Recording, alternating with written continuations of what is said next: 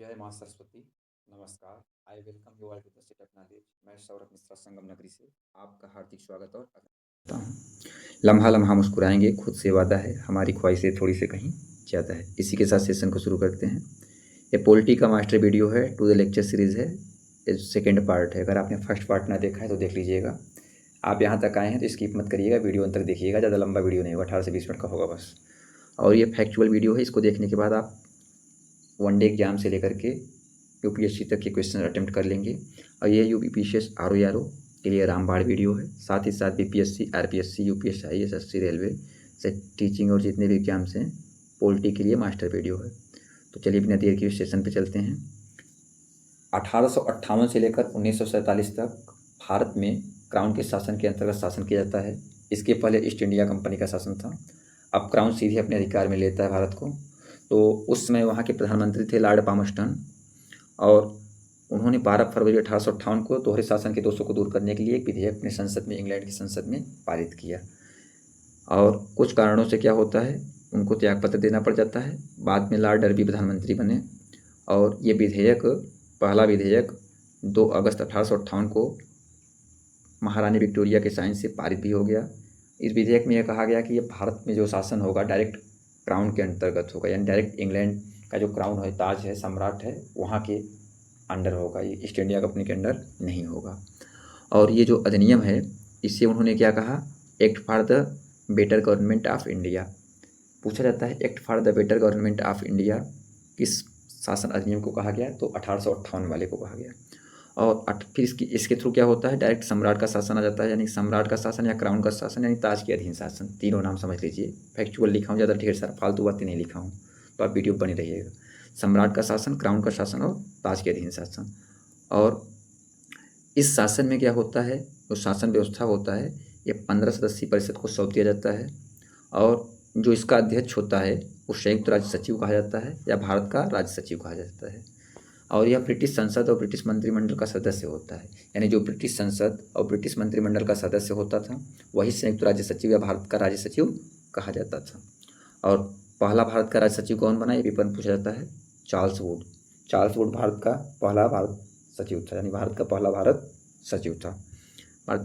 और 1784 का जो पिट्स एक्ट था, यानी पिट्स एक्ट था, उसके द्वारा जो द्वैत शासन प्रणाली लागू किया गया था, यानी board of directors, board of control, उसको समाप्त कर दिया गया, पूर्ण रूप से समाप्त कर दिया गया। और जो 15 सदस्यीय परिषद का गठन किया गया, इसमें 8 सदस्य क्राउन द्वारा थे और 7 सदस्य बोर्ड ऑफ डायरेक्टर के द्वारा थे। और जो इसका जो अब तक गवर्नर जनरल कहा जाता था, अब क्या कहा जाने लगा, भारत का वायसराय कहा जाने लगा, यानी क्राउन का सीधा प्रतिनिधि कहा जाने लगा। ये जो भारत का वायसराय होगा वो क्राउन का सीधा प्रतिनिधि होगा। इसके पहले क्या कहा जाता था, गवर्नर जनरल, और उसके पहले क्या कहा जाता था, बंगाल का गवर्नर जनरल, और उसके पहले क्या कहा जाता था, बंगाल का गवर्नर। तो भारत का प्रथम वायसराय कौन है, लॉर्ड कैनिंग। कौन है, लॉर्ड कैनिंग। पेपर में पूछा जाता है, भारत का प्रथम वायसराय लॉर्ड कैनिंग है। और इसी 1858 के अधिनियम के द्वारा ही राज्य सचिव एवं विकास निगम घोषित किया गया, राज्य सचिव और विकास निगम घोषित किया गया। उसके बाद आता है 1861 का भारत परिषद अधिनियम। इसमें कुछ खास है नहीं, कुछ बातें खास हैं, जैसे कि कानून बनाने में क्या किया गया, भारतीयों को भी शामिल कर दिया गया। कानून बनाने में क्या किया गया, भारतीयों को शामिल कर दिया गया। और मद्रास और जो बंगाल प्रेसिडेंसी था, उसकी विधायी शक्तियों को उन्हें पुनः वापस कर दिया गया, जिससे विकेंद्रीकरण की प्रक्रिया विकेंद्रीकरण की प्रक्रिया शुरू हो गई।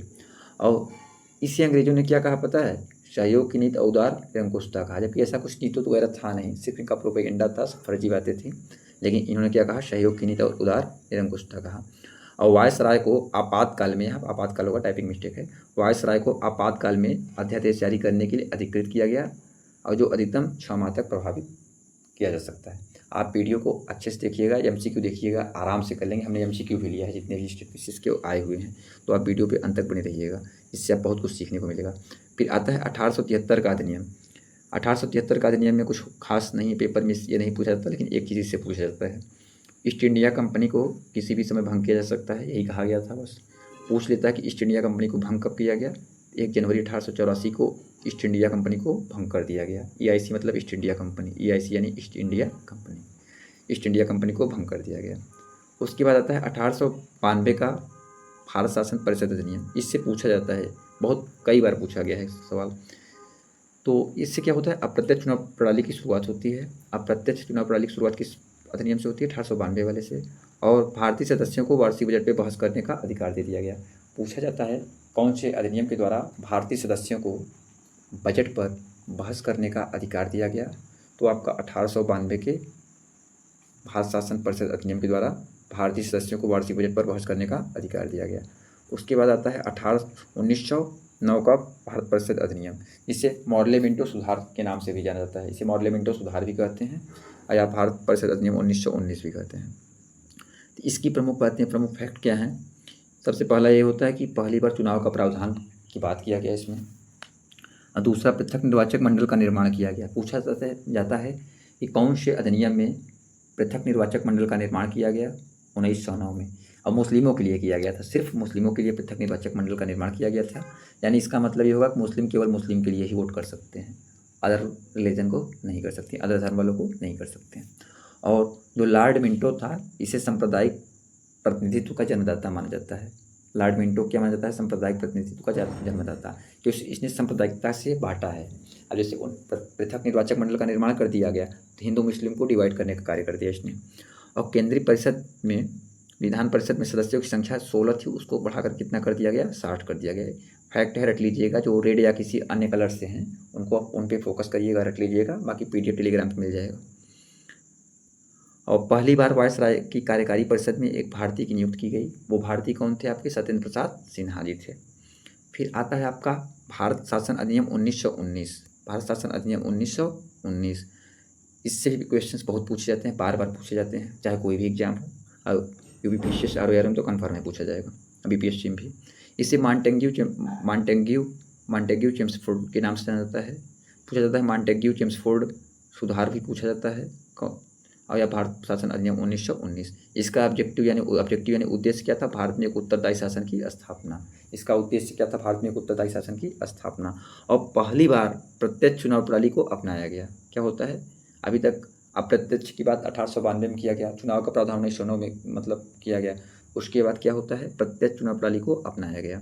और अभी तक तो मुस्लिमों के लिए पृथक निर्वाचक मंडल का निर्माण किया गया था। अब क्या करते हैं ये लोग? सिख, भारतीय ईसाइयों और आंग्ल भारतीय तथा यूरोपियों के लिए भी पृथक प्रतिनिधित्व दे देते हैं, यानी पूर्ण तरीके से बांटने का कार्य कर देते हैं। और इसी के माध्यम से केंद्र में द्विसदनीय व्यवस्था लागू किया गया। केंद्र में क्या किया गया? द्विसदनीय व्यवस्था लागू किया गया। और प्रांतों में द्वैत शासन प्रणाली लागू कर दिया गया। प्रांतों में क्या किया गया? द्वैत शासन प्रणाली लागू किया गया। और जो प्रांत में जब लागू कर दिया गया तो उसके बाद प्रांत के जो विषय थे 2 भागों में डिवाइड कर दिए गए। पहला भाग आरक्षित हो गया यानी रिजर्व हो गया, दूसरा हस्तांतरित हो गया यानी ट्रांसफर्ड विषय हो गया, ट्रांसफर्ड सब्जेक्ट हो गया। पेपर में पूछा जाता है कितने विषयों को कितने भागों में बांटा गया? प्रांतीय विषयों को 2 भागों में बांटा गया। पूछ लेता है निम्नलिखित में से कौन सा विषय में शामिल है, कौन नहीं। अभी आगे MCQ लगाएंगे, समझ जाएंगे आप। और जो द्वैत शासन का जन्मदाता है वो आपका लायोनिकल कार्टिस है। इसकी प्रसिद्ध पुस्तक डायर की है, उसी में द्वैत शासन का वर्णन इसने किया है। अब चलते हैं आगे। भारत शासन अधिनियम 1935, ये काफ़ी इंपॉर्टेंट है क्योंकि हमारे भारतीय संविधान का ज़्यादातर हिस्सा भारत शासन अधिनियम 1935 से ही लिया गया है। 60% से ऊपर का हिस्सा उससे लिया गया है। अभी वर्तमान में हम जानते हैं 395 मूल अनुच्छेद हैं, मूल आर्टिकल हैं। ओवरऑल 468 अनुच्छेद हो जाते हैं। लेकिन जो भारत परिषद अधिनियम है उसमें 321 अनुच्छेद थे, 10 अनुसूचियाँ थी। सारी चीज़ें वहाँ से यहाँ लिया गया है प्रेजेंट टाइम में। और इसी में इसका मोटो क्या था, उद्देश्य क्या था? संघात्मक सरकार की स्थापना करना था। और जो प्रांत में द्वैत शासन थे उसको समाप्त करके केंद्र में द्वैत शासन प्रणाली लागू करना था। जो रेट से है आप उसको फोकस करिएगा। और इसी 1935 से ही भारतीय रिजर्व बैंक यानी RBI की स्थापना हुई। 1 अप्रैल 1935 को RBI की स्थापना हुई। और साथ ही साथ महिलाओं, श्रमिकों, दलितों को निर्वाचक प्रणाली में शामिल किया गया। अब इसके पहले महिलाओं, श्रमिकों, दलितों को निर्वाचक प्रणाली में शामिल नहीं किया गया था, 1935 में शामिल कर लिया गया। और इसी अधिनियम के अंतर्गत 1 अक्टूबर 1937 को संघीय न्यायालय की स्थापना हुई। 1 अक्टूबर 1937 को संघीय न्यायालय की स्थापना हुई। और 1937 में बर्मा को ब्रिटिश भारत से अलग कर दिया गया। इसी अधिनियम के द्वारा 1937 में बर्मा को ब्रिटिश भारत से अलग कर दिया गया।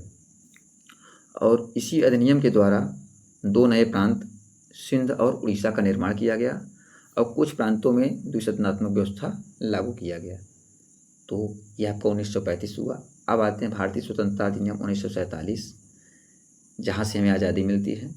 बाकी क्रिप्स मिशन का और ये सारी चीज़ें हम नेक्स्ट वीडियो में एमसीक्यू के माध्यम से अच्छे से बताएंगे। अभी हम अधिनियम वाला पार्ट पूरा कर रहे हैं, फैक्ट वाला, इस वजह से ऐसे बता रहे हैं।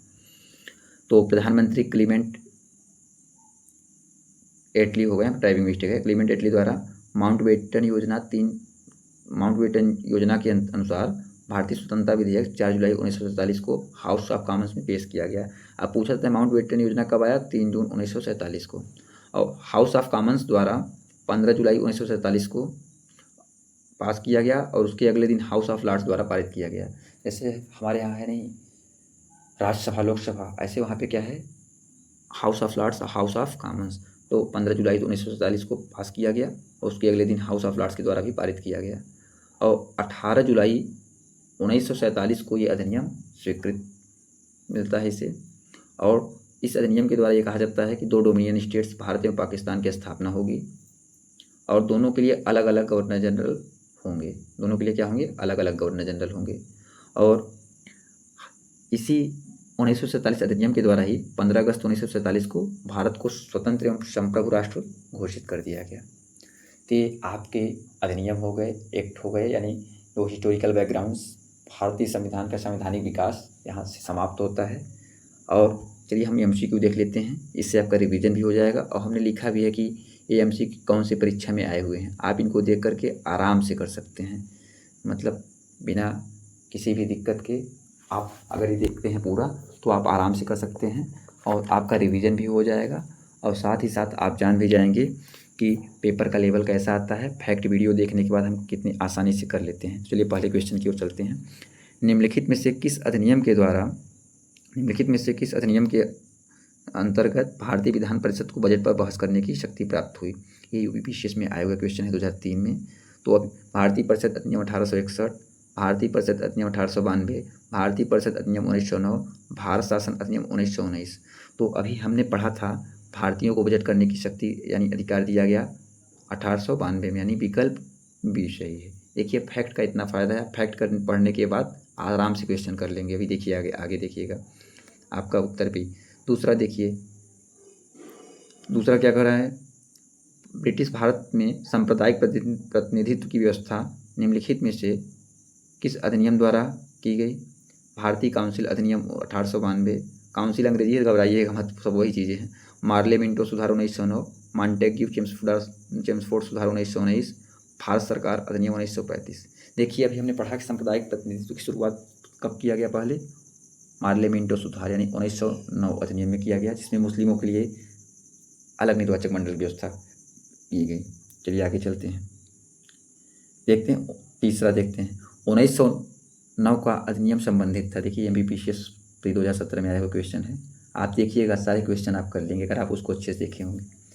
प्रत्यक्ष मताधिकार क्षेत्र के लागू करने से, विकेंद्रीकरण से, द्वैध शासन से, विधान परिषद से। तो 1909 का आपका अधिनियम संबंधित था, ये आपका संबंधित था पृथक मताधिकार क्षेत्र के लागू करने से। अभी इसके ऊपर वाला भी क्वेश्चन यही था, बशर्ते पूछने का तरीका अलग है। तो विकल्प ये सही हो जाएगा। देखिए उसमें क्या पूछा है? सांप्रदायिक प्रतिनिधित्व व्यवस्था निम्नलिखित में किस अधिनियम के द्वारा किया गया? मार्ले मिंटो सुधार 1909। और यहाँ पे क्या दिया गया? 1909 का अधिनियम संबंधित है पृथक मताधिकार क्षेत्र के लागू करने से। तो चीज़ें वही है, बस शब्द बदले हुए हैं, तरीके बदले हुए हैं। अब ये देखिए क्या है चौथा क्वेश्चन, निम्नलिखित में से किस अधिनियम द्वारा भारत में संघीय न्यायालय की स्थापना की गई? ये 2014 में आया हुआ क्वेश्चन है। भारतीय परिषद अधिनियम 1861, भारत सरकार अधिनियम 1909, भारत सरकार अधिनियम 1919, उपर्युक्त में से कोई नहीं। तो इसका जवाब क्या है? अभी हमने पढ़ा 1935 अधिनियम में, यानी उपर्युक्त में से कोई नहीं। इसका सही जवाब क्या हो जाएगा? उपर्युक्त में से कोई नहीं, यानी विकल्प डी। देखिए भारत में संघीय न्यायालय की स्थापना भारत सरकार के अधिनियम 1935 के अंतर्गत किया गया। इसके प्रथम मुख्य न्यायाधीश सर मॉरिस ग्वेयर थे।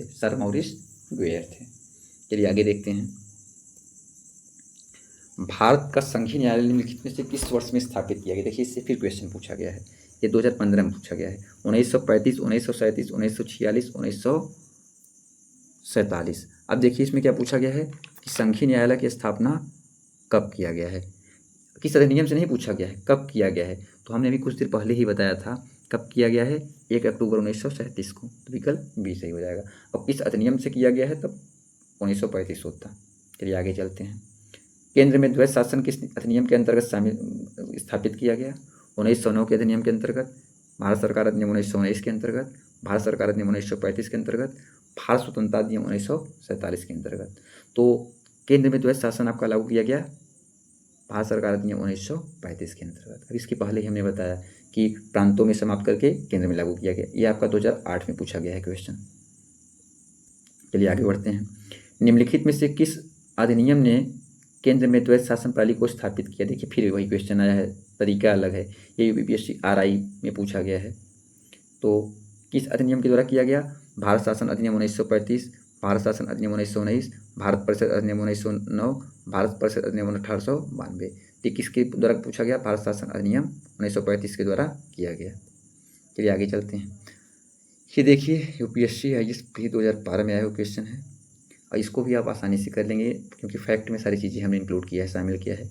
1919 के भारत शासन अधिनियम की निम्नलिखित में से कौन सी प्रमुख विशेषताएँ हैं?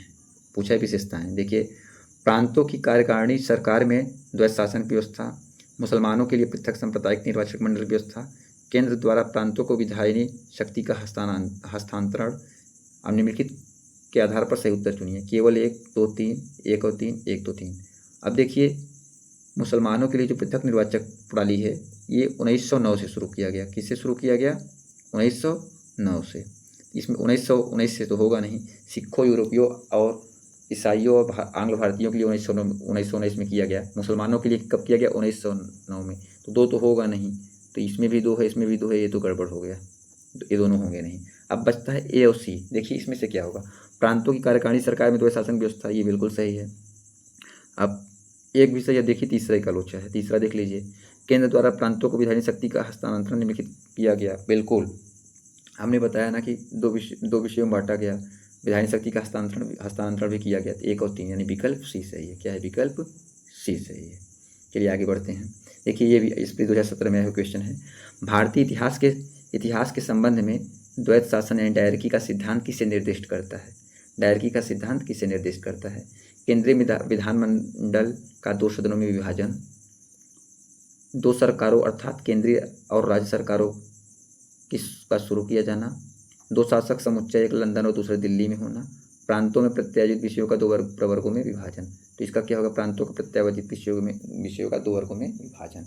क्योंकि डायरकी का मतलब ही होता है, जैसे डायरकी पूछा गया है यानी द्वैध शासन। द्वैध शासन मतलब किस तरीके से होगा? प्रांतों में जो प्रत्यायोजित विषय थे उनको 2 वर्गों में विभाजित किया गया। पहला आरक्षित था, दूसरा हस्तांतरित था, रिजर्व एंड ट्रांसफर्ड था। चलिए आगे चलते हैं। भारत सरकार अधिनियम 1919 में प्रांतीय सरकार के कार्य आरक्षित और हस्तांतरित विषय के अंतर्गत बांटे गए थे। ये देखिए ये 2022 में आया हुआ क्वेश्चन है, ये लेटेस्ट क्वेश्चन है। देखिए आप इसको भी कर सकते हैं, लेकिन इसमें मैंने विषय नहीं बताया है कि कौन कौन से विषय हैं, बस ये बताया 2 भागों में बांटा गया है, लेकिन यहाँ बता देंगे। न्याय प्रशासन, स्थानीय स्वशासन, भू राजस्व, पुलिस। तो पूछा है आरक्षित विषय कौन थे? तो आपका जो आरक्षित विषय था वो आपका ये स्थानीय स्वशासन को हटा दिया जाए तो ये भी न्याय प्रशासन भी है, भू राजस्व भी है, पुलिस भी है। तो देखिए 1, 3, 4, तो 1, 3, 4 किस में है? विकल्प सी। तो आपका क्या हो जाएगा सही जवाब? विकल्प सी। चलिए आगे चलते हैं। निम्नलिखित में से किसने ब्रिटिश भारत में प्रांतीय, इसमें थोड़ा टाइपिंग मिस्टेक हो गया है, इसमें होना चाहिए कि क्या होना चाहिए इसमें कि प्रांतों में मतलब स्वायत्तता होना चाहिए, इसमें प्रांतीय स्थिरता गलती हो गया है, मैं इसको सुधार दे रहा हूँ। प्रांतीय स्वायत्तता प्रांतीय स्वायत्तता की शुरुआत किया गया। Cabinet mission, Simon commission, Bharat सरकार अधिनियम 1915, भारत सरकार अधिनियम 1919। ये तो सीधा दिख रहा है, इन सबको तो हमने पढ़ा ही नहीं है, ये सब तो है ये नहीं है। और आपका जो ये 1915 तो अधिनियम ही नहीं आया था, 1935 आया था। विकल्प क्या हो जाएगा? भारत सरकार अधिनियम 1919। प्रांतों को बताया था कि प्रांतों में द्वैध शासन व्यवस्था लागू किया गया था। चलिए आगे चलते हैं। भारतीय विधान पालिका प्रथम बार द्विसदनी बनाई गई 1892 के भारतीय काउंसिल एक्ट के द्वारा, 1909 के भारतीय काउंसिल एक्ट के द्वारा, ये 2008 में हुआ क्वेश्चन है, 1919 के भारत सरकार अधिनियम द्वारा, 1935 के भारत सरकार अधिनियम द्वारा। तो अभी हमने पढ़ा है कुछ देर पहले कि विधान पालिका को जो पहली बार द्विसदनीय बनाया गया 1919 के द्वारा। 1919 के भारत सरकार नियम द्वारा केंद्र में द्विसदनीय विधान पालिका की स्थापना की गई, यानी जो ऊपरी सदन था उसे राज्य परिषद कहा गया, काउंसिल ऑफ स्टेट। और इसका जो अवधि था प्रथम बैठक से 5 वर्ष तक होता था, ये कहलाता था। और इस अधिनियम की धारा 18 के तहत इसके 60 सदस्यों में से अधिकतम 20 सदस्य सरकारी हो सकते थे। और जो निचला सदन था वो केंद्रीय विधानसभा था। निचला सदन क्या था? केंद्रीय विधानसभा था। और इसकी अवधि प्रथम बैठक से 3 वर्ष तक होता था। ये सब चीज़ें हैं। 140 सदस्य हैं, स्वनिर्वाचित हैं। ये सब काम का नहीं है, आप देख सकते। ये पेपर में पूछा गया था हाँ, कि 140 सदस्यों का प्रावधान किस में है? स्वनिर्वाचित था, 40 मनोनीत थे। 1919 वाले से ही हैं। ठीक है, चलिए आगे चलते हैं। कौन सा एक्ट द्विसदनीय विधायिका लाया? ये विशेष 2013 में पूछा हुआ क्वेश्चन है। 1961 का एक्ट, 1917 का एक्ट, 1919 का एक्ट, 1915 का एक्ट। देखिए ऐसे से ऑप्शन दे रहे हैं, कुछ चीज़ें ऑप्शन से भी कर सकते हैं। 1915 का एक्ट होगा ही नहीं, क्योंकि इससे कोई एक्ट ही नहीं आया था। 17 भी नहीं आया था, तो 61 भी नहीं है, तो आपका 1919। इसको तो आप बंद करके भी कर सकते हैं। निम्नलिखित कथनों पर विचार कीजिए। ये यूपीएससी 2021 में आए हुए क्वेश्चन है। मैंने हर तरीके का क्वेश्चन लिया है। 1919 के मॉन्टेग्यू चेम्सफोर्ड सुधारों में 21 वर्ष से अधिक आयु की सभी महिलाओं के लिए मताधिकार की संस्तुति की गई। दूसरा, 1935 के गवर्नमेंट ऑफ इंडिया एक्ट में विधानमंडल में महिलाओं के लिए आरक्षित स्थानों का प्रावधान किया गया। उपर्युक्त कथन में से कौन सा कथन सही है? अब देखिए, ये क्वेश्चन अगर आपने अच्छे से फैक्ट वाला वीडियो देखा होगा तो आप आराम से कर सकते हैं। इसमें कुछ विशेष चीज़ें नहीं है, कोई विशेष बात नहीं है। लेकिन अगर आपने अच्छे से देखा होगा तभी कर पाएंगे, क्योंकि हमने बताया है महिलाओं के लिए किस में अधिकार दिया गया, किस में नहीं दिया गया। एक अच्छे तरीके से अगर आप देखे होंगे तो जो ये कहा 21 वर्ष से अधिक आयु की सभी महिलाओं के लिए मताधिकार की संस्तुति की, महिलाओं के लिए कब किया गया? महिलाओं, श्रमिकों, दलितों के लिए 1935 में किया गया। ये आपका विकल्प गलत हो गया। 1935 गवर्नमेंट ऑफ इंडिया एक्ट में विधानमंडल में महिलाओं के लिए आरक्षित, ये देखिए सही हो गया। तो विकल्प 2 ये आप आराम से कर सकते हैं। पहला नहीं है, फिर दूसरा होगा। ये तो होगा नहीं, सी नहीं होगा, डी नहीं होगा, तो ए भी नहीं होगा, तो बचा बी। अब ये देखिए क्या पूछा है। केंद्रीय विधानसभा निम्नलिखित में से कौन से निर्वाचन भारत संसद अधिनियम 1919 के तहत हुआ? पूछता है कि जो पहला निर्वाचन हुआ था निम्नलिखित में से कौन सा भारत शासन अधिनियम 1919 के तहत किया गया था? 1926 का निर्वाचन, 37 का निर्वाचन, 45 का निर्वाचन। तो आपका 26 वाला और साथ ही साथ 45 वाला जो निर्वाचन था वो भारत शासन अधिनियम 1919 के तहत किया गया था, यानी विकल्प सी सही है, ए और सी। 1926 1945 का निर्वाचन भारत शासन अधिनियम 1919 के अंतर्गत किया गया। ये भी आया हुआ क्वेश्चन है। चलिए आगे चलते हैं।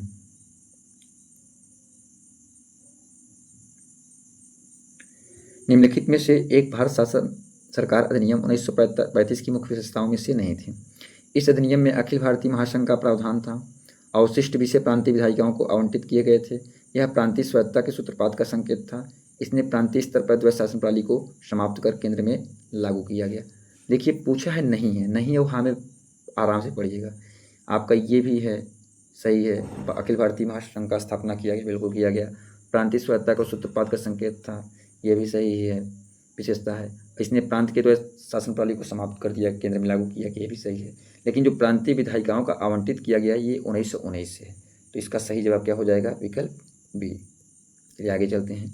एक संघीय न्याय व्यवस्था और केंद्र में द्वैध शासन भारत में लागू किया गया कौन से अधिनियम के द्वारा?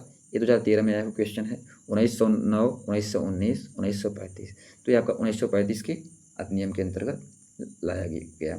चलिए आगे देखते हैं। अखिल भारतीय महासंघ स्थापित करने का प्रावधान शामिल किया गया था। ये मेंस 2012 में आए हुए क्वेश्चन है, उस समय एमसीक्यू होता था मेंस भी।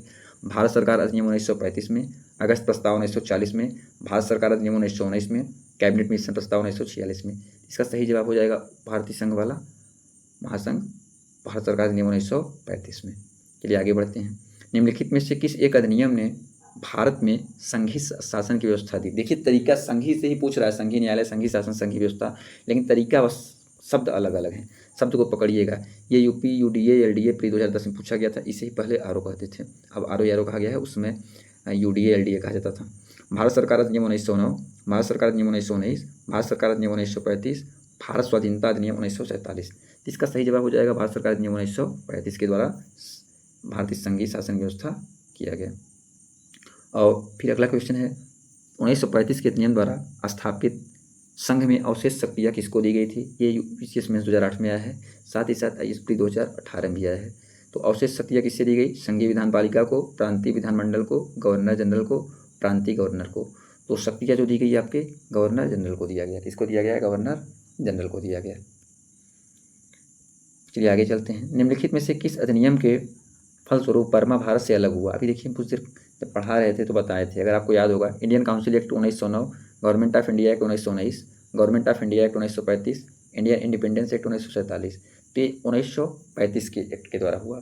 बर्मा को भारत से अलग किया गया। कौन से एक्ट के द्वारा? भारत शासन अधिनियम 1935 के द्वारा किया गया। और कब किया गया था? 1937 में किया गया था। तो ये रहे कुछ इंपॉर्टेंट क्वेश्चन और फैक्ट। आई होप आपको वीडियो पसंद आया होगा। अगर कुछ आप सुझाव या सलाह देना चाहते हैं तो वीडियो में कमेंट जरूर करिएगा। हिस्टोरिकल बैकग्राउंड कंप्लीट हो गया है टू द फैक्ट या टू द लेक्चर सीरीज के माध्यम से। साथ ही साथ हमने एमसीक्यू भी करा दिया है। अगर आपने पहला वीडियो ना देखा है देख लीजिएगा। आप पेपर किसी भी पेपर को दीजिए, साथ साथ विशेष आर को देंगे तो जानेंगे यहाँ से पूछा जाएगा। साथ ही आप किसी भी एग्जाम की तैयारी करते हैं, ये वीडियो देखने के बाद आप पेपर देंगे तो आपको लग जाएगा कि हाँ आप क्वेश्चन कर लेंगे आराम से। अगर आप वीडियो ना समझ में आया हो एक बार में दोबारा देख लीजिएगा। और आप चाहते हैं सही नेक्स्ट वीडियो लाएँ तो चैनल को जुड़े रहिए, चैनल को लोगों तक पहुँचाइए, जिससे हमें मोटिवेशन मिले कुछ करने के लिए। और चैनल बने रहने के लिए धन्यवाद। अगर आप इसका PDF प्राप्त करना चाहते हैं तो हमारे टेलीग्राम चैनल से जुड़ जाइए। टेलीग्राम पे जाकर सेटअप नॉलेज सर्च करिए, मिल जाएगा, या तो हम PDF के लिए टेलीग्राम चैनल का लिंक कमेंट बॉक्स में दे देंगे, आप वहाँ से जुड़ सकते हैं। और अब आगे घटना चक्र को कराएंगे, साथ ही साथ टेस्ट सीरीज को कराएंगे, तो वीडियो पे बने रहिएगा। ज़्यादा से ज़्यादा लोगों को शेयर करिए और आप अपने चैनल को बढ़वाइए। Thank you so much. I love you for watching.